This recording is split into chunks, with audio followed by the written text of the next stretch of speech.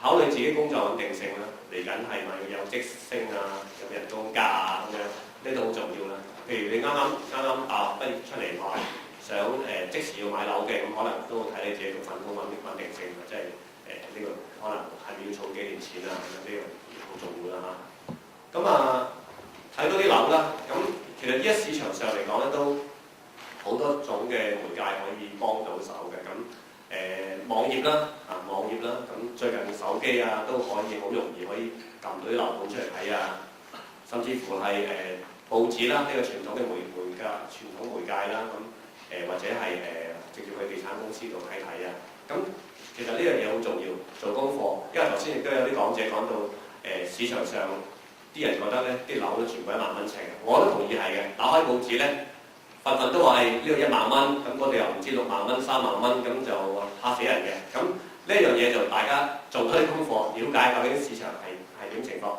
最理想就唔同嘅區域都睇睇啦，行下啦。咁就因為事實上幾十萬嘅樓香港係有嘅，幾十萬一間嘅樓 under 100萬咁有嘅。咁200-300萬之內，其實就即係息息俱備啦。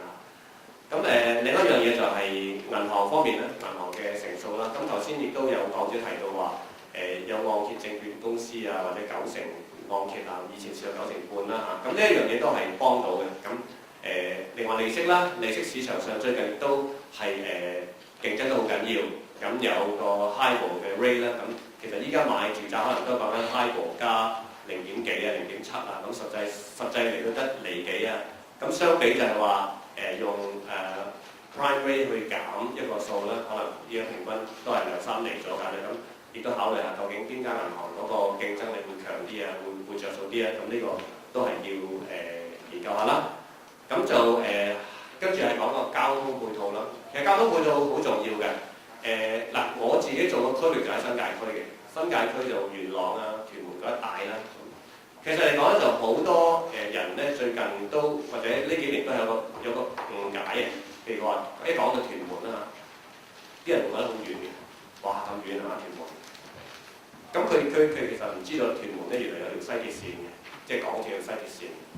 咁由屯門或者由天水圍一區、嘉湖山莊出到嚟去中環嗰幾耐時間咧，其實就係35分鐘到嘅啫，35分鐘。咁35分鐘。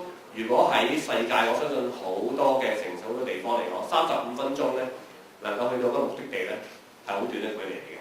我細嗰陣時坐車出市區咧，2個鐘頭，個半鐘頭。依家我哋可以做到35分鐘。咁交通係一個好重要嘅考慮因素啦。咁究竟能唔能夠方便翻工啊、準時啊、冇塞車咁樣，呢個都好重要啦嚇。咁就生活配套啦。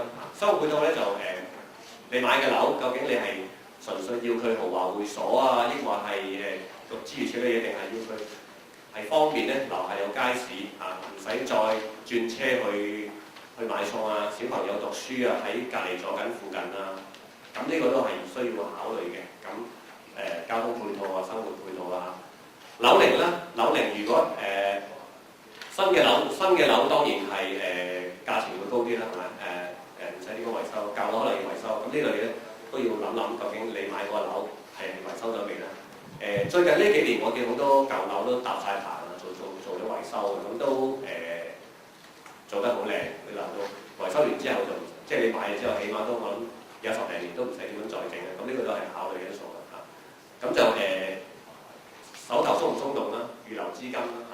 我哋總唔能夠話買一層樓之後手頭上咩錢都冇啊，咁可能裝修咁頭先都有朋友講到話10零萬、20萬可以做到同發展商個水平啊咁咁我同意嘅，10零20萬真係可以做到，即係豪華裝修你要發展商嗰啲嘅雲石啊，或者係嗰啲歐洲牌子，我親自去睇過歐洲牌子幾多錢一件啊？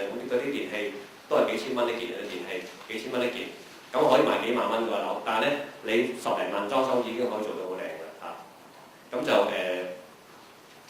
保值能力啦嚇，咁睇屋苑咧就可能保值能力會高啲啦，咁屋苑式嘅嚇，單棟樓可能嗰個知名度冇咁高，可能保值能力會低少少，但係都會睇翻就係話究竟你自己個實際需求啦，譬如可能我哋講緊揾間屋嚟住，咁就考考慮可能淨係要住多，抑或係保值多。當然呢兩樣嘢係即係重疊㗎啦，投資同自住都係即係居住需要都係重疊嘅。咁呢個大家都要考慮下啦。